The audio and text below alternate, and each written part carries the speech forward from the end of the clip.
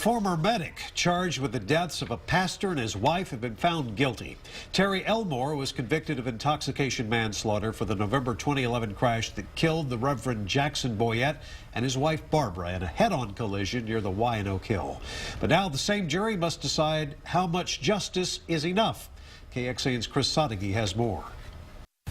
We, the jury, find the defendant, Terry Munoz Elmore, also known as Terry Gant, also known as Terry Power, guilty of the offense of intoxication manslaughter. There wasn't much emotion on the face of Terry Elmore when a jury convicted her, but a mugshot taken nearly 2 years ago after she was charged showed a smirk, and the prosecution entered the mugshot as evidence of, quote, attitude and a lack of remorse. They also trotted members of the Boyette's Dayspring Fellowship Church to the stand, members who said Jackson and Barbara had hearts of gold, hearts that would want forgiveness for Elmore, but would also want justice. The jury heard that some members of the church went to the hospital to pray for Elmore the night of the crash, but a pretrial services employee testified Elmore violated the ignition device installed in her vehicle more than once after the crash.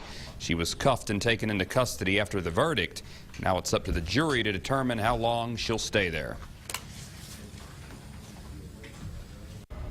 And that was Chris Sadeghi reporting. 2 recent intoxication manslaughter cases have led to questions about the punishment for this type of deadly crime. Last month, former Dallas Cowboys player Josh Brent faced up to 20 years in prison for a drunk driving crash that killed a teammate. Brent will serve 180 days behind bars. But the biggest outrage came in the case of Ethan Couch. The North Texas teenager was sentenced to 10 years probation for a drunk driving crash that killed 4 people. Couch's parents will pay for him to go to a rehab facility. His case spurred Lieutenant Governor David Dewhurst to call on lawmakers to study whether sentences for intoxication manslaughter cases are just too light here in Texas.